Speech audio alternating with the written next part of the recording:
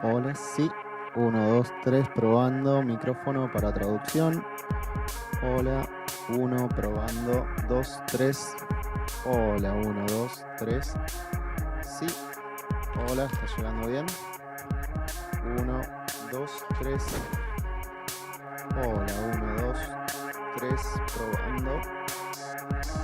Probando micrófono para cabina de traducción.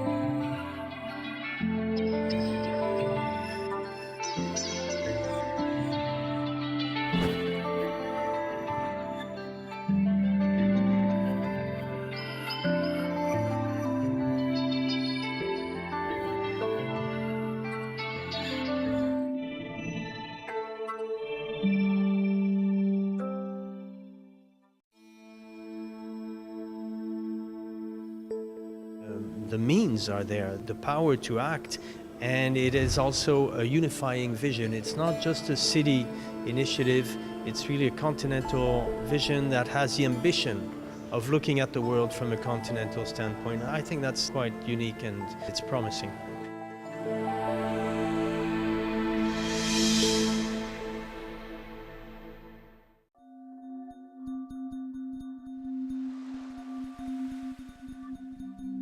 L'art pour moi, c'est donner des émotions et poser des questions, mais surtout ne pas avoir de réponse.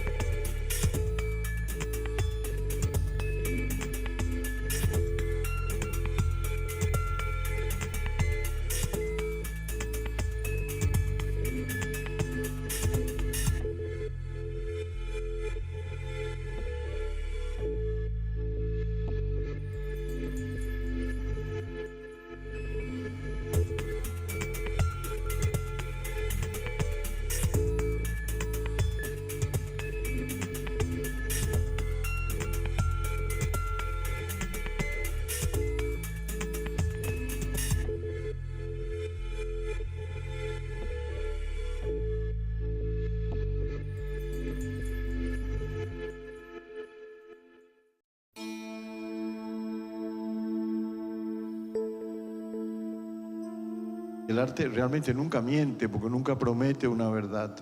El arte no promete ser la verdad de las cosas fácticas, sino otras verdades que son imposibles de ser constatadas y en todo caso promete verosimilitudes y no siempre las cumple.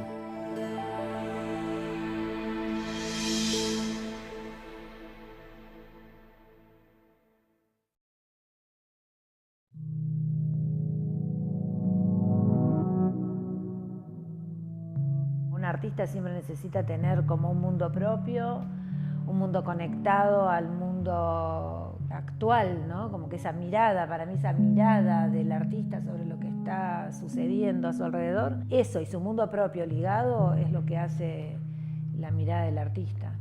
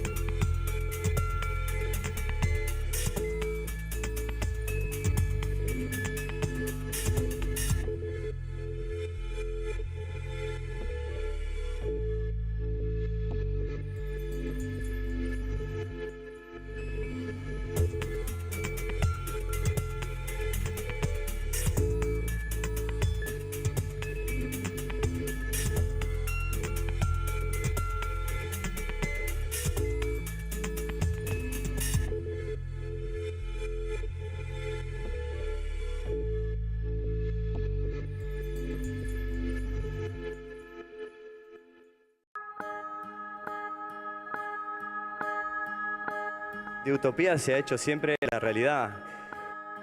Hasta llegar a la luna primero tuvo que haber un Julio Verne que se imaginó que se podía hacer.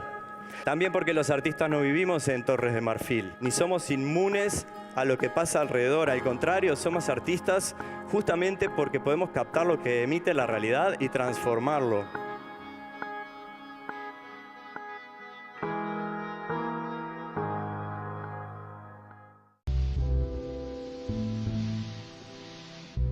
Para mí hacer obras es un modo de pensar, es un modo de entender lo que pasa alrededor. Y creo que me permite justamente pensar que esto es posible que sea de un modo o de otro, o cómo transformar, o cómo cambiar las cosas.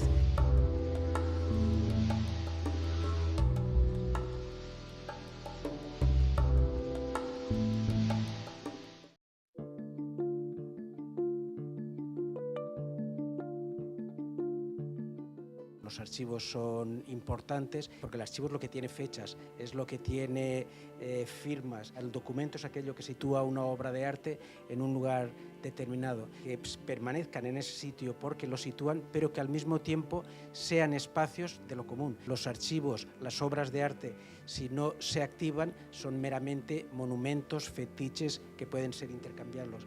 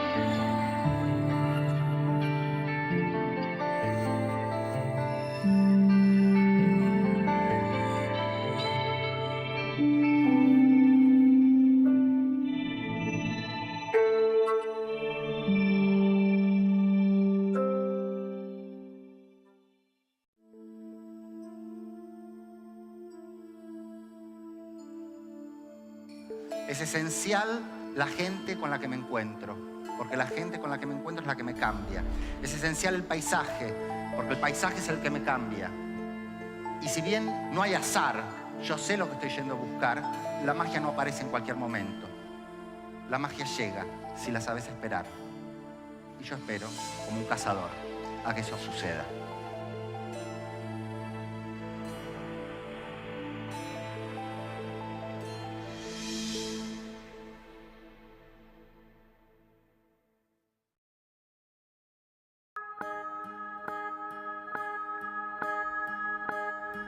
Être un artiste, c'est avoir un don. Chacun mérite une chance.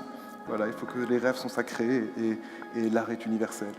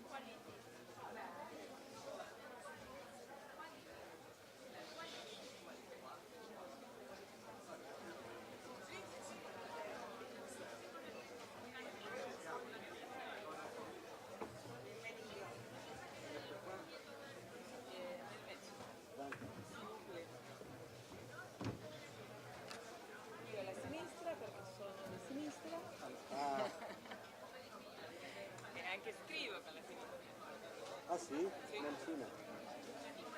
si dice in italiano? Mancino.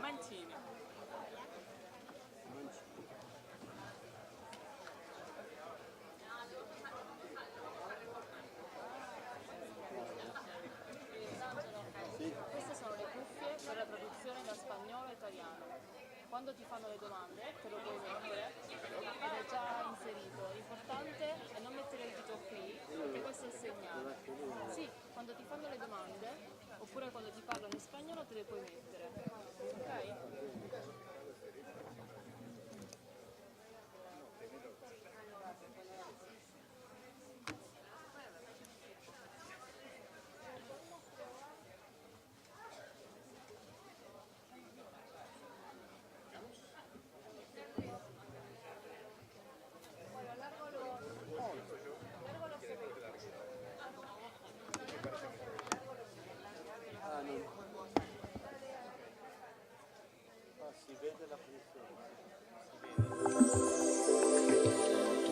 Michelangelo Pistoletto es un artista y teórico del arte italiano, nacido en Biella en 1933 y considerado uno de los principales representantes del arte povera, corriente artística que, reaccionando contra el arte tradicional, valoraba la utilización de materiales humildes y generalmente no industriales. La primera etapa de su producción se caracteriza por la investigación de las diferentes posibilidades que ofrece el autorretrato. A comienzos de la década del 60, emprende la serie Cuadros Espejo, Mirror Paintings, que incluye en la obra la presencia del espectador en tiempo real, recuperando e invirtiendo la perspectiva renacentista que las vanguardias del siglo XX habían abandonado hasta ese momento. Los cuadros espejo constituirán la base de su producción artística y pensamiento teórico posteriores. Hacia 1967 comienza a trabajar fuera de los circuitos tradicionales en sus primeras manifestaciones de colaboración creativa que desarrollará durante las siguientes décadas, reuniendo a artistas de diferentes disciplinas y sectores sociales. En 2003 obtiene el León de Oro en la Bienal de Venecia como reconocimiento por su amplia trayectoria. En 2010 escribe el ensayo El Tercer Paraíso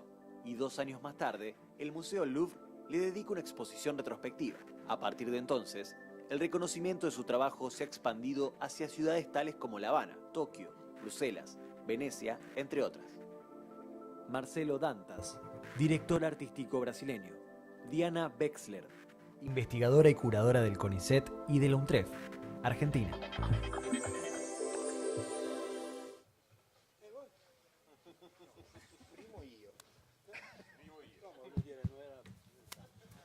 Buenas noches a todos y a todas.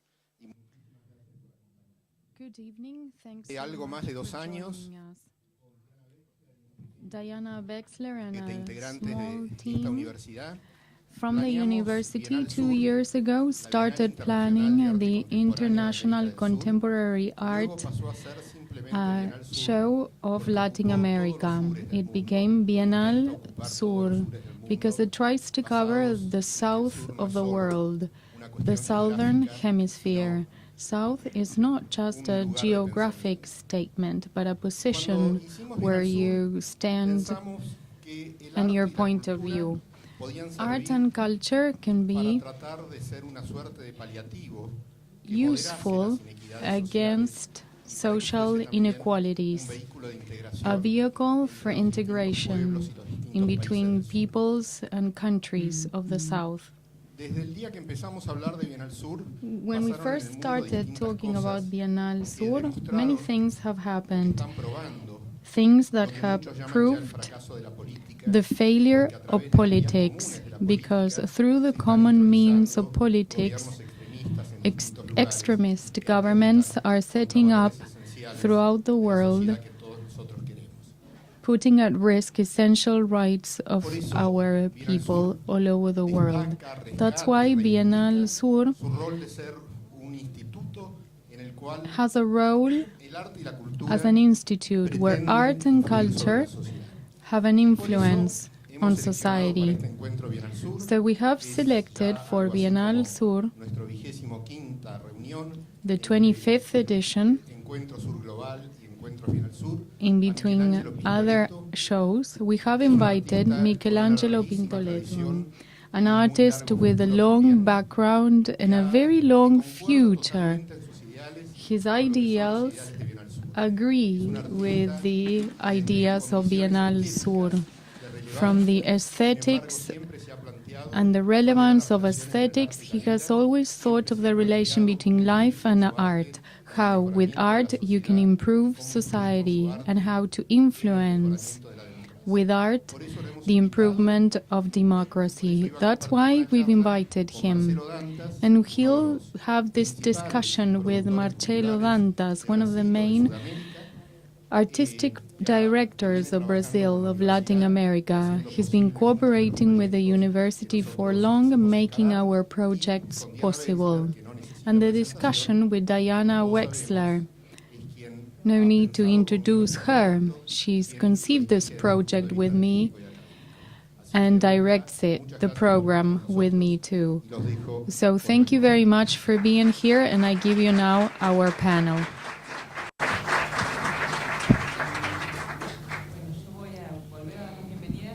Once again, welcome.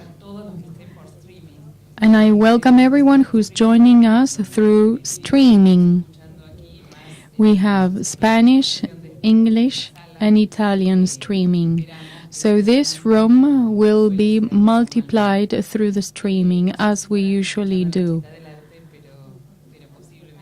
I hope many people are listening to us worldwide. It's a pleasure to be here. I'm glad to have spent time with Michelangelo and his team. On a personal note, I see a human quality, highly sensitive and warm human feature. It's not common to find such qualities in an artist with such a background as Michelangelo's. Yesterday we had a conversation and I asked a very basic question: what's the Cazzo Paradiso? And the conversation led to something shown in the video made by Undref Media, this self-portrait of a man and the mirror effect.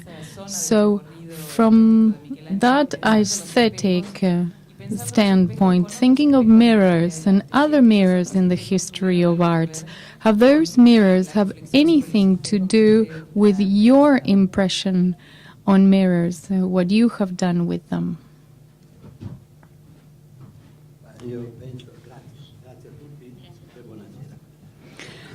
Thank you very much. Good evening. I believe that my relation with mirrors is the same as the relation with the history of arts, because of a very special reason, the self-portrait. In the history of art, all portraits have been made by an artist facing a mirror. Without the mirror, the artist cannot do its self-portrait. The artist can reproduce anything he sees, but cannot do a self-portrait without looking at himself in the mirror. That's my relation with history. And then myself, finding myself in front of a mirror at the moment of doing my self-portrait, I tried with this system to recognize myself through my image.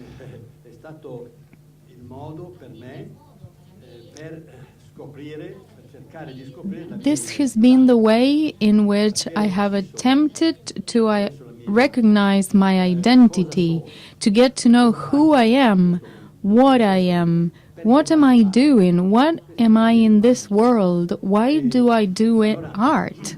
These are the questions I ask. So looking at myself in the mirror, I've started drawing my image on the canvas, and I have realized that by transporting my image from the mirror to the canvas, I interfered with my way of interpreting whatever I could see on the mirror. So it was me deciding on how I should look like. And me deciding on how I should look like did not agree with my honest research on who I am. Do I decide who I am, or am I an objective reality? So gradually, I attempted to transform the canvas on something that would be as similar as possible to the mirror image. Always myself in between. A golden background. I didn't want it to be a dramatic image. No drama, no tragedy in it. With art, my identity had to carry me away from drama. So this was a still image, and all around me I have tried to develop something unexpected. Something golden, something silver, until one day with a black background, black shiny background, a black picture with a black background, I could see that my image was standing out from the background. So I gathered my image and separated it from the background, and I wondered, something's going on here. This background is alive. I'm showing a situation here I was not expecting. It was not me in front of a mirror any longer.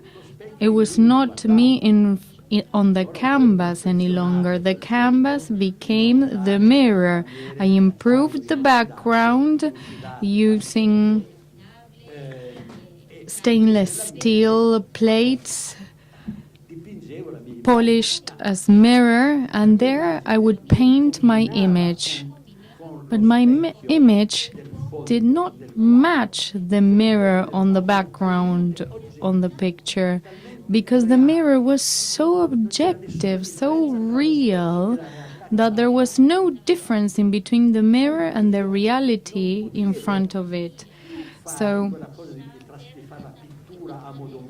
I could no longer make the picture my way. I had to find a figure that would be automatic, real, as an image on a mirror. So I had to resort to photography, because photography fixes an instant. What happens on a mirror again? On the mirror, what we see on a mirror is an image at a specific instant. It did not exist before, and it will not exist later on. It's a succession of images. Present changes constantly.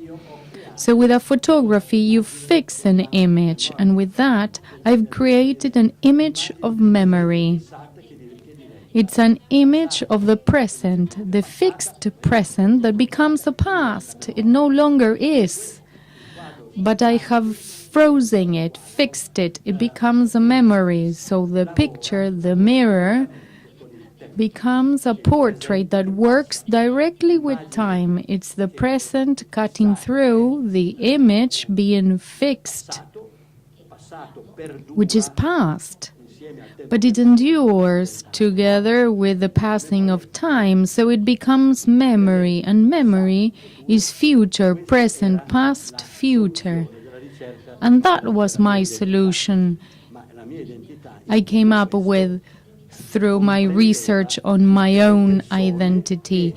And it encompassed everyone that walked in front of my mirrors. Anything in front of my mirrors was included there. So my self-portrait was not the self-portrait of a lonely man, as has always been, you know, the lonely artist in his own self-portrait. No, in this case, it was me next to a person, next to society, next to the community. So it's the self-portrait of the artist and the world. My identity was my portrait and the world. But we're all in the world. I cannot separate things. Every single person reflected in the work, in my work of art becomes a protagonist. Every one of us in the world is a protagonist. So it opens up a flow of relations between people, relations that flow into the work of art. And after the work, we come out into the world. This dynamics of incorporating the other has become your leitmotiv. Of course, yes.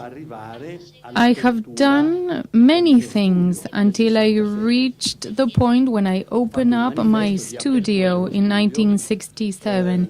It's the manifest to open my studio, where I said that any young artist who wanted to show his art could come to my studio, and I have poets coming in, musicians, actors, filmmakers,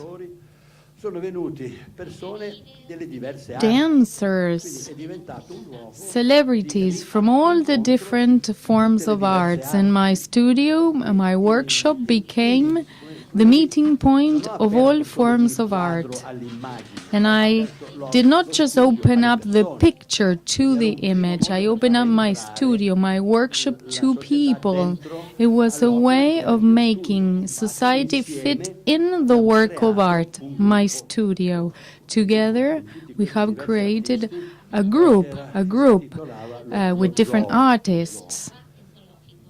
We called it the zoo. The zoo, yes.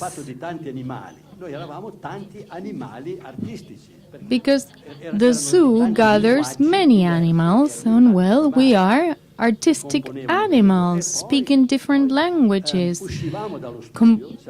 And we all formed this zoo, and we would come out into the streets, coming out of our cage, and the cage was the institution, and we were loose animals on the streets.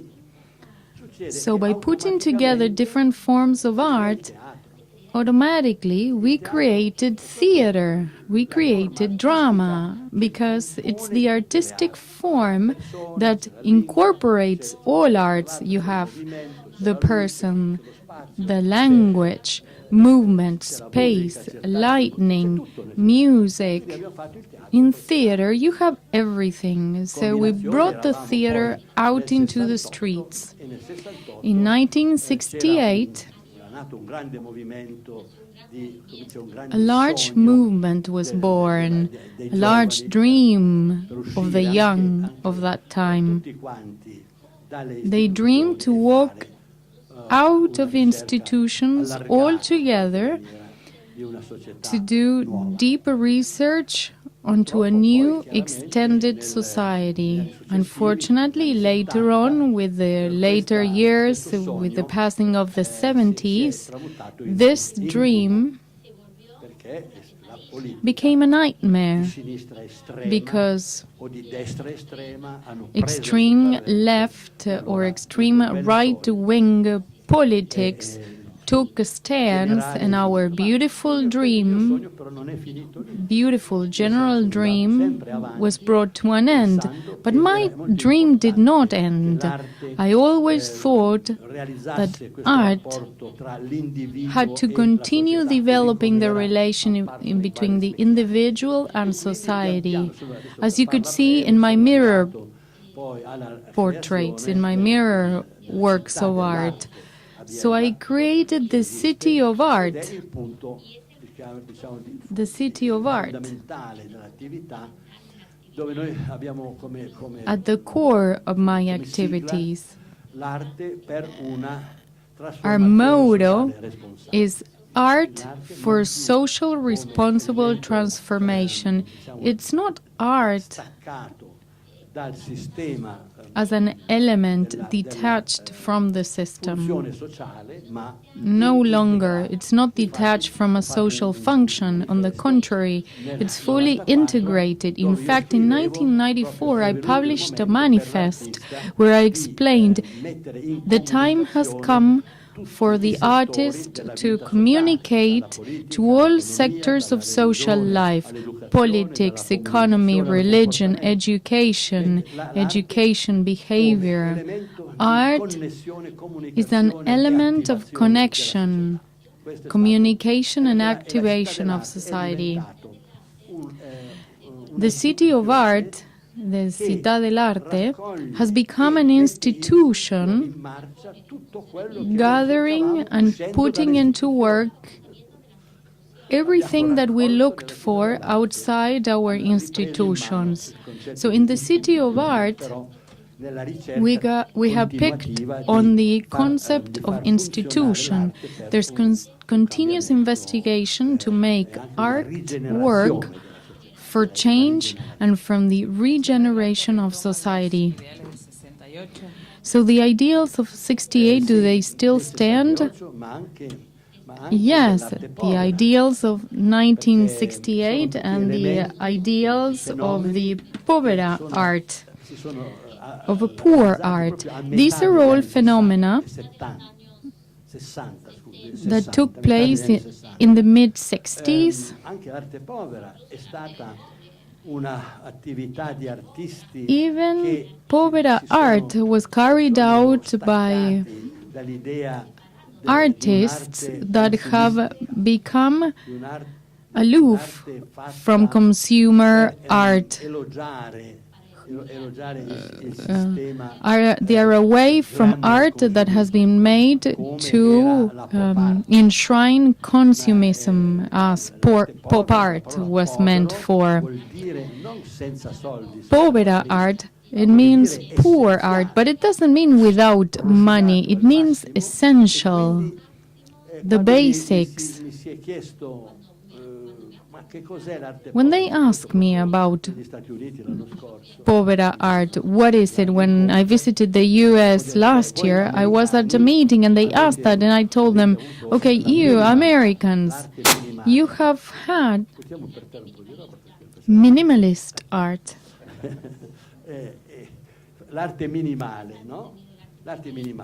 You have had minimalist art, and I told them, okay, povera art is not minimalist, it's radical. It's radical art. When it's radical in Italian, radical means root.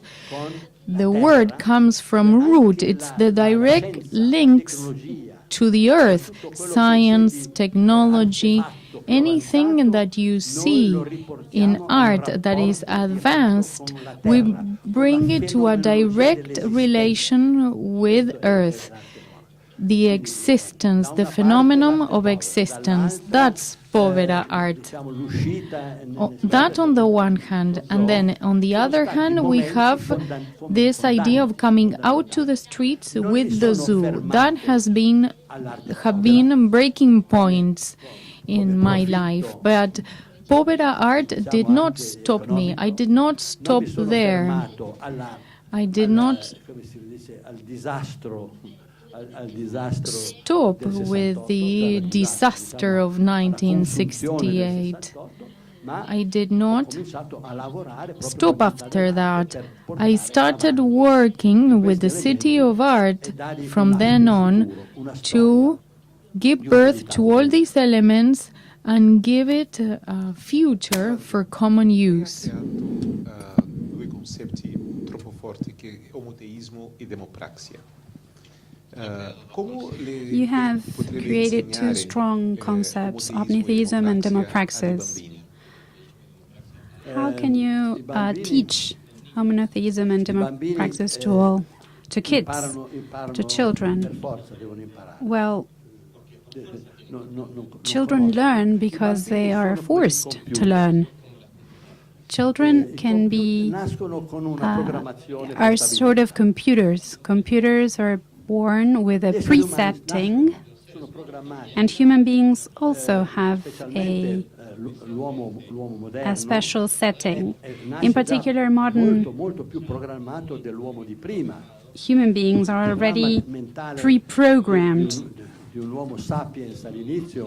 The mental program of a Homo sapiens at the very beginning was a huge computer.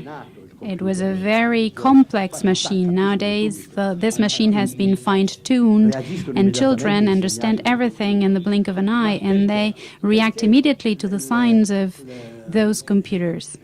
But why is this so? Well, because the mind is organized in a way that we can collect information.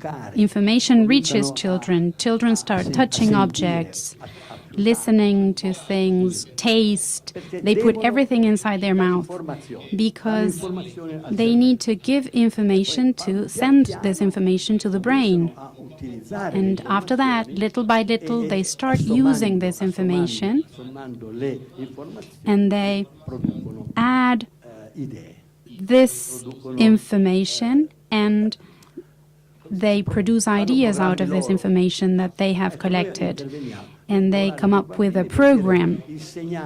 So working with children means teaching them all we know, which is really important. The basics, notions, grammar, arithmetics, all the things we know, gym. But we also understand that this is not enough, because we also need to teach them creative dynamics that would combine all these elements. So we have the technical computer and the human computer. They use a human computer in a way that there will never be a computer that will be able to replace this human computer. However, the concept and the symbol and the sign that you saw on the screen with these 3 circles, this symbol to the left of the screen, this is an elementary symbol, a basic symbol, essential symbol, 2 external circles that represent all differences,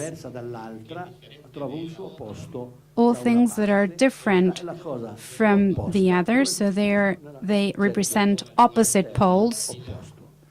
One stands on one end, and the other one stands on the opposite end. And in the middle, we have the connection between these 2 poles, and this connection gives birth to something new that did not exist before. And this creation is the formula of, actually this sign or this symbol is a formula of creation. Anybody can make use of this sign. This is a formula of creation that we can find in nature. We can find it in chemistry, for instance. If we have hydrogen and oxygen, one is in one circle and the other one is in the other circle, and in the middle we have water. Let's take the positive and negative poles. What do? Well, they create electricity that lies in the middle. Without a good binding system, we cannot get anything, and we do create new things via this method. And the same happens within our brain, when we relate different elements in our brain in order to be able to create something new. And this is the reason why children are able to create, and we tend to teach children that when we think of something and we believe that this something is true and real, we need to teach them that there is something opposite to that can be true to someone else. So children have to connect both theses, the thesis and the antithesis, and by doing so, they create. And by doing this, we teach children to create, and we are thus responsible for creating. We have the capacity to bind elements within our conscience in a new way. And we're also capable of connecting or establishing connections within society between identical human beings. Two people can create something different. They are always creating something new, something different that cannot be acknowledged as such. Maybe it's a random discovery or creation, but they can be directed towards creation in order to expand this relationship, and this will inure to the benefit of society, and the society will be more balanced. A child in Venice, 1 + 1 is 3. So 1 in one circle, 1 in the other circle. 1 and 1 is not 2. But a child is born out of a mom and a dad, and out of the 2 we get 3. 1 + 1 is 3. So the children that came to the show and the exhibition, they asked me, well, but according to you, what does 1 by 1 makes 3 mean? Well, one friend plus another friend make friendship. That's a childish answer maybe, but it's absolutely true. And this is roughly the response. And something relating to your project, this place that is given to art, the fact that art plays a role within society so that we can help regenerate. This is a decision that is part of your project, right? Yes, clearly. We can say a lot about this, and this is really important in our current society, and we need to see how this sign or symbol changes and can be transformed into an activity which translates into social regeneration. This means that in here, politics plays a role.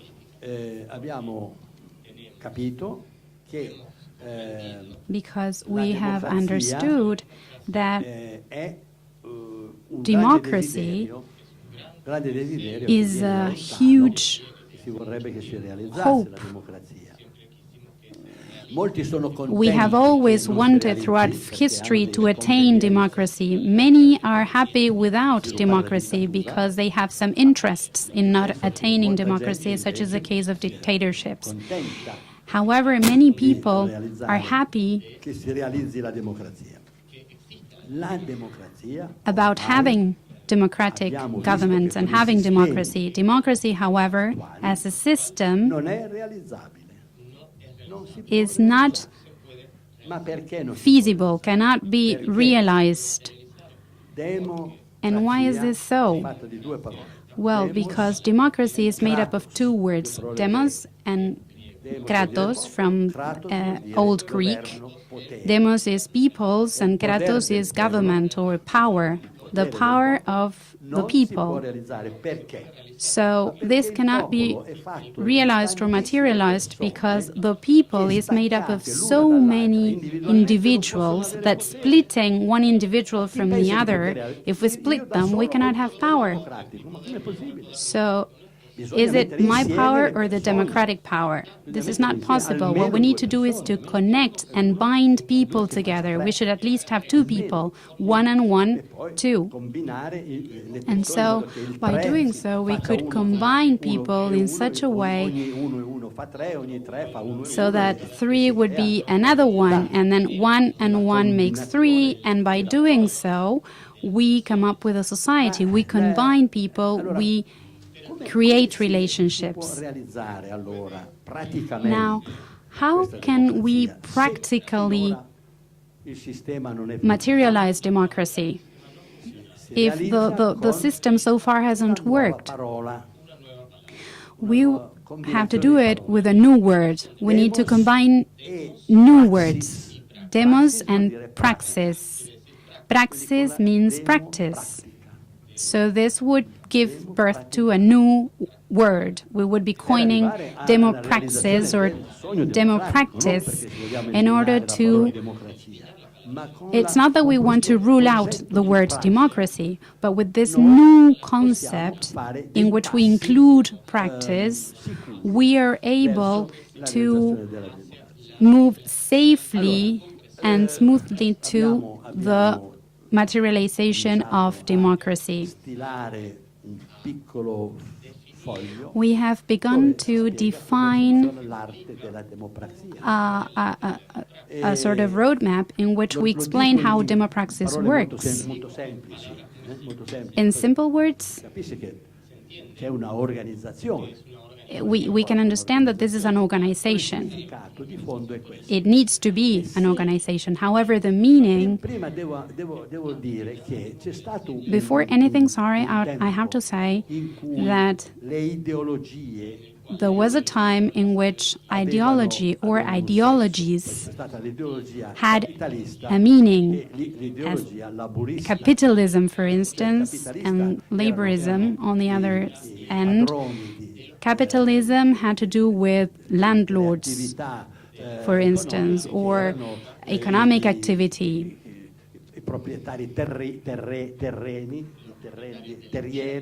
The owners of the land on the one hand, and the owners of factories and industries.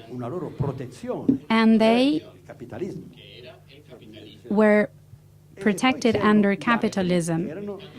And then we have the others, the workers, and they were protected by laborism. The division between land and work is clear. And it is also clear that this left and right idea appeared. The left had its congressmen and the right had its congressmen as well. They were elected by the people. So there was faith in the people. People believed that someone could protect them. But when laborism transformed into communism, communism betrayed its own concept. And it became a form of authoritarianism.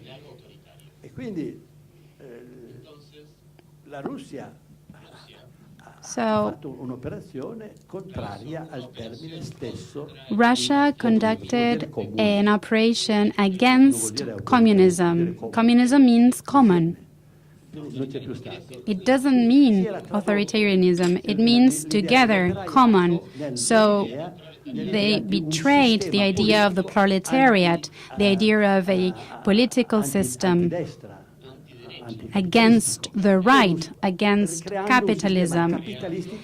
And they recreated the capitalist system with a single landowner, so to speak, which was the state or the government. That was a single capitalist, but it didn't work out. It fell apart. So these two ideologies,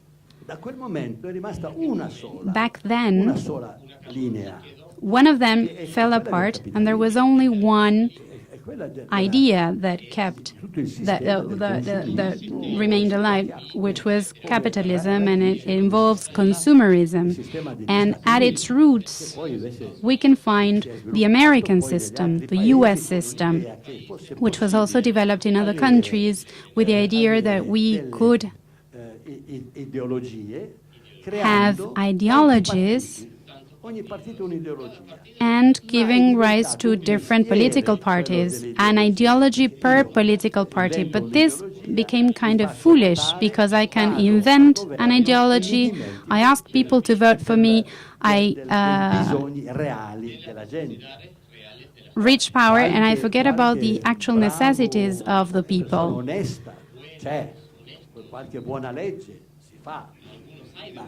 Of course, there are honest people out there as well.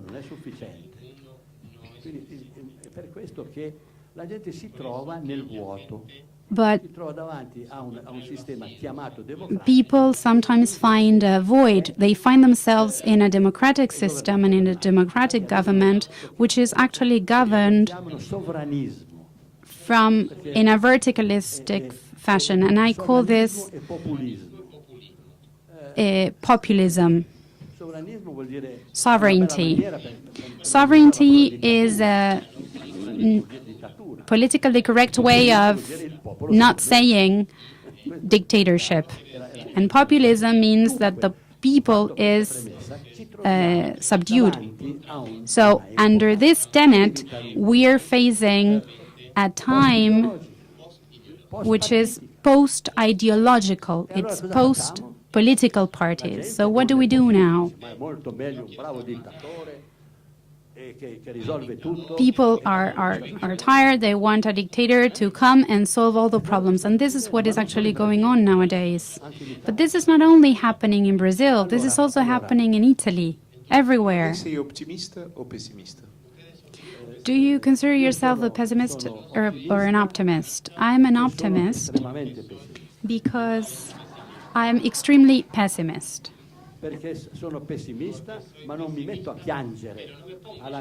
I'm pessimist, but I do not cry, and the only thing I try to do is to find a proposal, and my proposal is positive and optimist. This means that there is hope in it. That's optimism. However, optimism is not about saying, yes, everything works perfectly fine. No, that doesn't work because there is no criticism. My proposal does not stay in criticism. Revolution is not enough. Revolution sometimes is dangerous because a riot can even reinforce what we want to change. But if you do not have the capacity to organize what you want to create, it's not enough. That's why I make reference to this term, demo practice, to organize what you want to attain. If there are no longer two big political parties, the left party and the right party, and we understand that this is meaningless now, and the small political parties have lost their meaning. So how can we bind people together so that they can rule? There are systems in place with little governments made up by all the organizations within society. So, for instance, in here I have it written down. These are associations, foundations, businesses, public and private entities, for-profit and non-for-profit, associations, work groups, and all types of organized cooperation and work. So these are all forms of government, and all of them have representatives. And they have people in charge. These organizations, how can we call them? They are sort of Congress, a tiny government, a tiny parliament. There is an administrator, there is the division of labor, but they want people to participate so that they can cater for their needs. And there are laws that make it possible for citizens to participate, for people to participate. So all these small associations, these small organizations put together and bound by people who are held liable, give birth to fora. So we have a forum made up of people that are responsible and are in charge of different organizations, and they make up a fair share of society. So each of these fora tries to collect common needs and demands and claims. They put this and debate on this, and then they draft proposals. These proposals are drafted throughout the year with different workshops. These workshops can take different forms. Now, in Cuba, we are holding the 4th year of meetings and encounters. I've been in Cuba for a month. I was there in the European summer in July, and this was our 4th forum. And in Cuba, we saw that this actually works.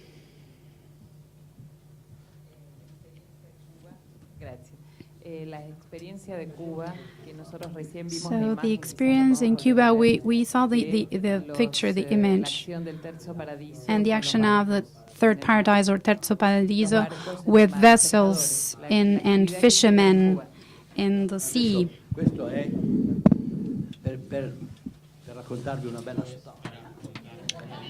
Yes, this is an opportunity to tell a beautiful story. I'll tell you about it. It's the story on how forums are born in Cuba. But I must say first that already throughout the world there are about 200 ambassadors of the Third Paradise. The Third Paradise is the city of art. There it is. You can see it. One of these ambassadors was born in Cuba.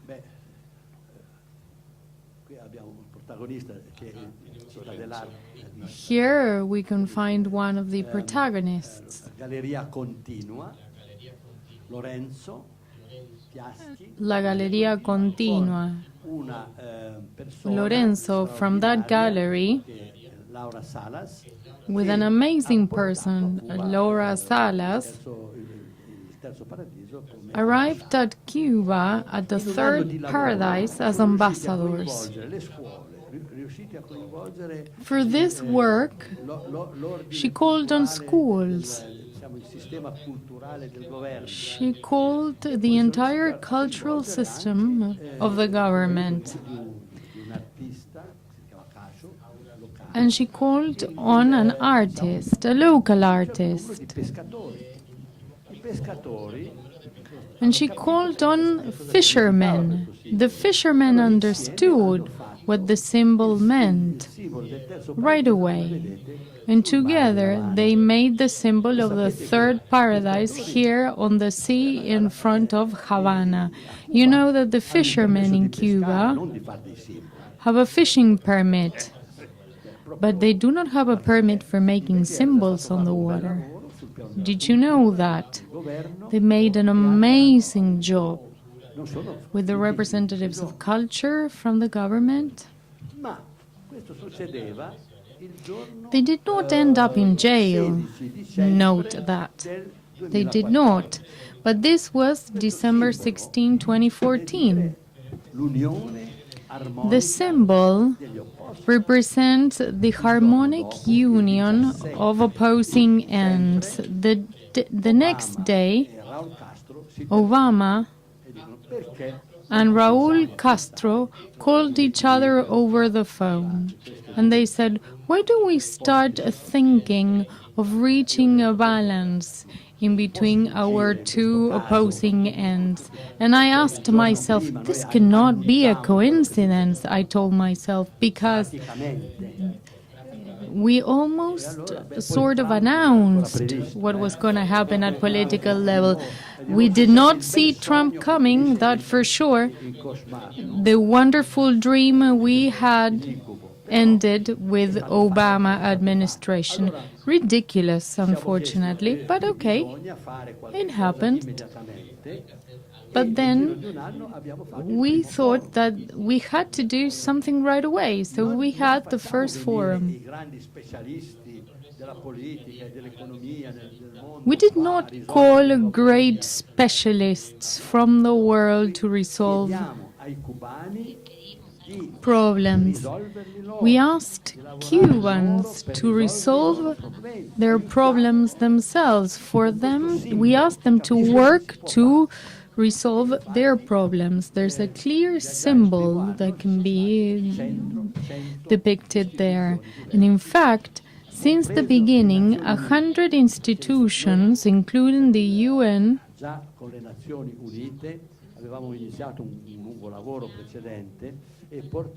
have started working with us, setting precedent. We have taken to Cuba questions, bringing the focus on different topics for research, for common operations. We had set 17 Sustainable Development Goals proposed by the UN, and we came down to Cuba not only with our own ideas, but with the most advanced world ideas on development goals, on what the big issues of the world are. So, together with the 18 UN development goals, in addition to the local issues, the local list of objectives, we started drafting proposals. One of the most interesting proposals was to work in the field of agriculture. And we have held different forums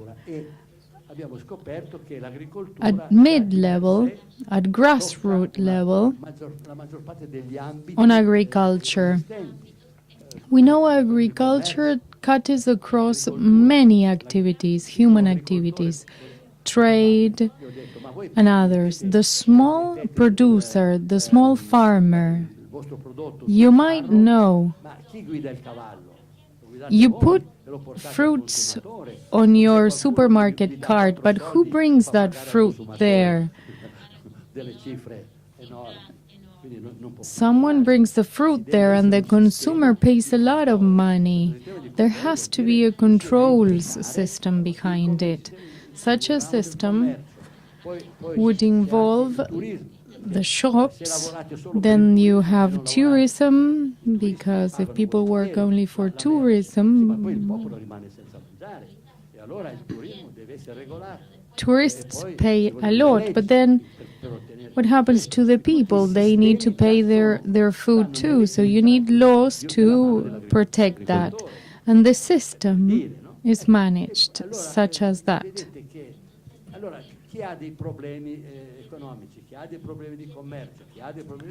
So there are trade problems, and agriculture and farmers suffer it.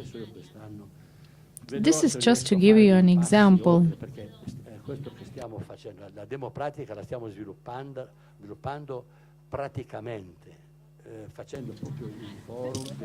This is something that we are trying to develop through different forums with different proposals. We set objectives and we describe the conditions so that these are self-made projects. I'm very interested in it. In November,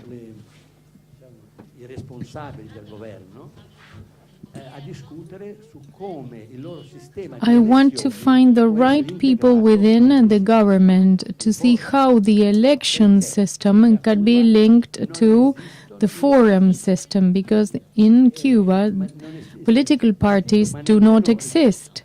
There is absolutely no party.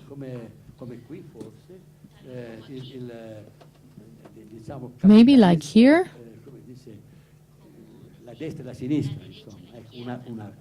We can say right wing, left wing.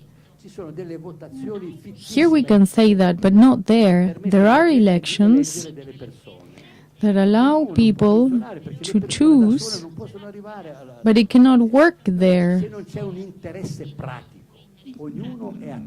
Because people cannot make it, because there might not be a practical interest. Everyone has a practical individual interest.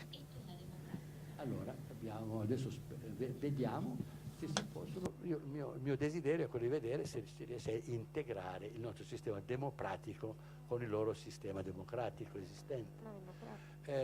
La cosa che già mi è piaciuta molto è il fatto che It's a democratical system, what I'm proposing, a practical democracy. How many representatives are paid for within Congress? Only 4. President, vice president, ministers. Only 8 people get paid out of 600. But in Italy, there's a political career, political professional career, and once they reach power, they take advantage of all those who hang from power, leaving the people in the vacuum, alone. Il tuo lavoro è come un sistemi aperti. Your work is like an open system. It's like a game, right? It is an unpredictable result. Unpredictable.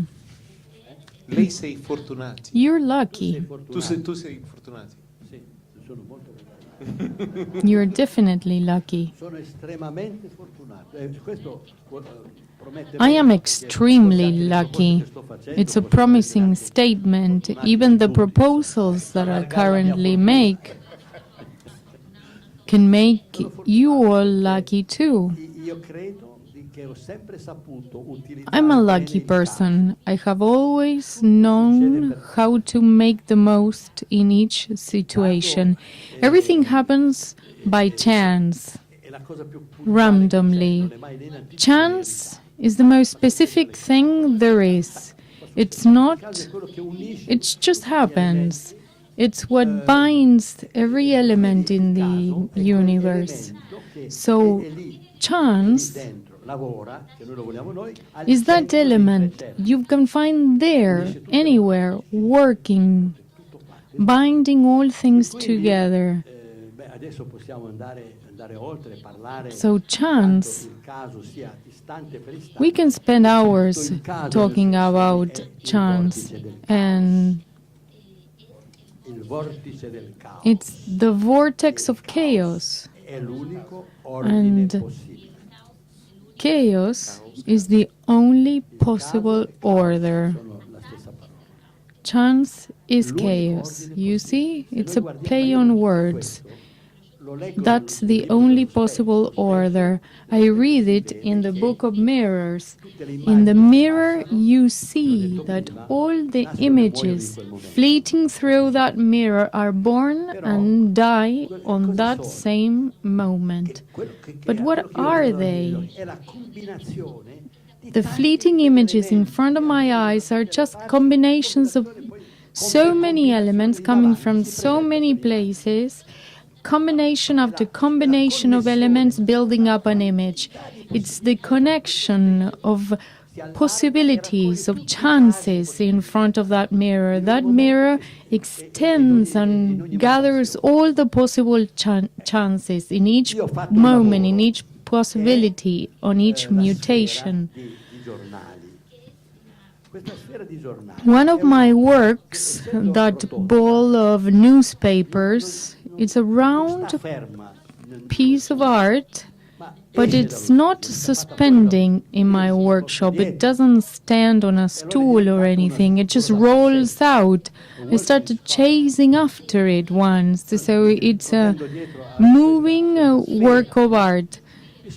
It's a sphere of newspapers that I have to run after. So I have realized, we repeated that recently in Santiago. So this sphere of newspapers, people start holding it and love it. Children love it. They push around a ball that's bigger than themselves. They just love it, keep chasing it, and they take ownership over that ball. They take ownership. People see on that sphere the physical symbol of arts. we might see just a sphere like the one used for sports, a ball, like in soccer, right? It's just a sphere, or maybe in tennis, or in bowling, it's just a ball. Even in the roulette. But this is a sphere. This is the element that allows us to push chance into a specific direction. Two teams push chance into the direction they wish for. A child, a player, another player. Chance arises in a game in between children. Two friends together, friendship is born. There's chance there. We see the football fans, right? You have the fans on the one side, on the other side. You feel safe in the union of fans. We all together push chance in the direction we want. So it's a competition. It's a competition. Competence, to compete. That term, that word, comes from Latin. And it means, if you go and check, you can see that it means to go together. Go together towards an objective. Not do war, but to go together towards our objective. It means to do your best on both sides. Each one of us does our best to reach that objective. The objective in football is an objective that is commonly advanced on.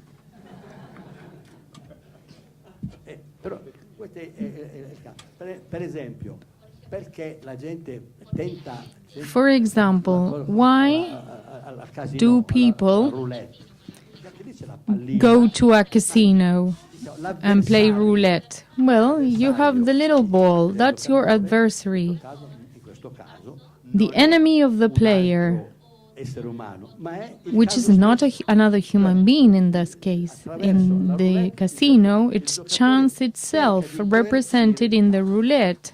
So through the roulette, the player wants to push chance into its favor.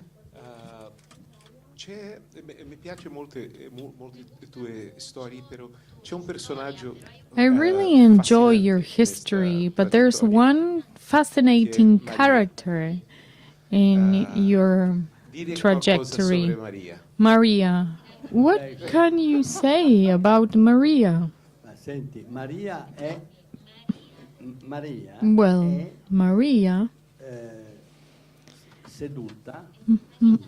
Maria is sitting within a circle, and I'm sitting in another circle. Together we do everything. City of Art, children, our children give us grandchildren, and we move forward with dynamics. You put theory in practice. It's dailiness. It's daily living with all its problems, with all its issues involved.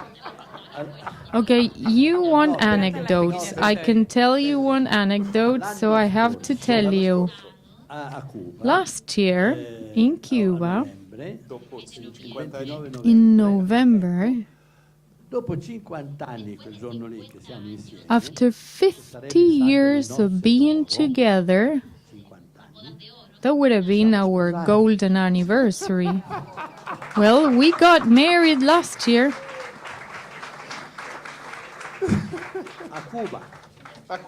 In Cuba.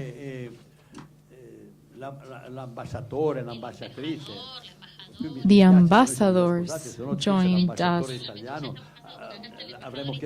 I'm sorry we're already married.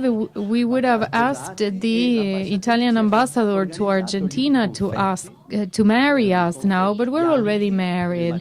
The Italian ambassador to Cuba married us last year. We had a big dinner and everything was golden because it was supposed to be our golden anniversary. It was in Cuba, yes. We'll be going back to Cuba soon. We'll hold another party, of course. It's our first anniversary of marriage after 51 years of being together. That's the anecdote that you wanted and you like so much, I know. Are there any questions? I think we can conclude here, unless I hope through this journey of us, through capital cities, without any hurry, without any speed, new embassies will arise, not only in Cuba, but in other cities of Latin America.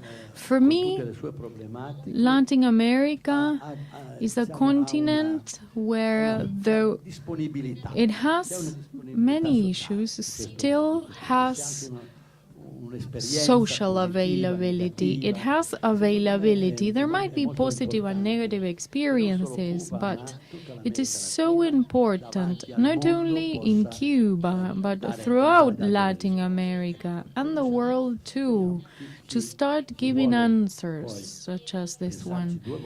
If any of you can think about it, and think of joining our embassies. It would be extraordinary indeed if you did. Bienal Sur is the appropriate forum to do that, right? Well, there's a reason why you are all here. I believe that Bienal Sur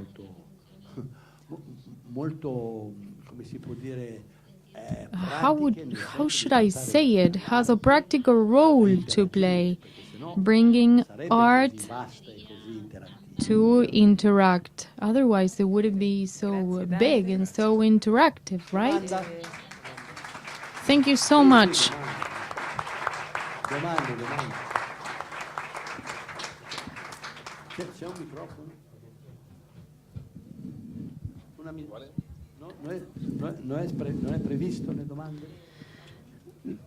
You did not take into account a Q&A session? Demopratica, no? Demopractice, yes. Democracy and demopractice. Taking into account your viewpoint as you were talking about pessimism, I would like to know which is your relationship with Franco Beralde, the thinker, Bifo, and turning back time a little bit, which was your relationship with Garabamma? She's not that well known in this world, but she was quite in the avant-garde, and she got kind of lost in the history of contemporary art. Carol Lama was awarded in the Venice Biennial together with me in the very same year, so it's a strange combination.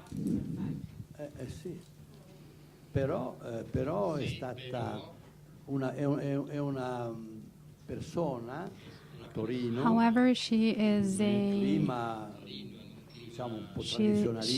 she traveled to, she was in Turin and in the midst of a quite traditional environment. Casolati was the only single character, but it was a rather traditional environment, and she wanted all the time to step outside of the binary code. She was a very strong woman, a very strong human being. I believe she's one of the significant female artists in modern society. I've been lucky enough, together with Carlo Larrama, to reinforce my feminism.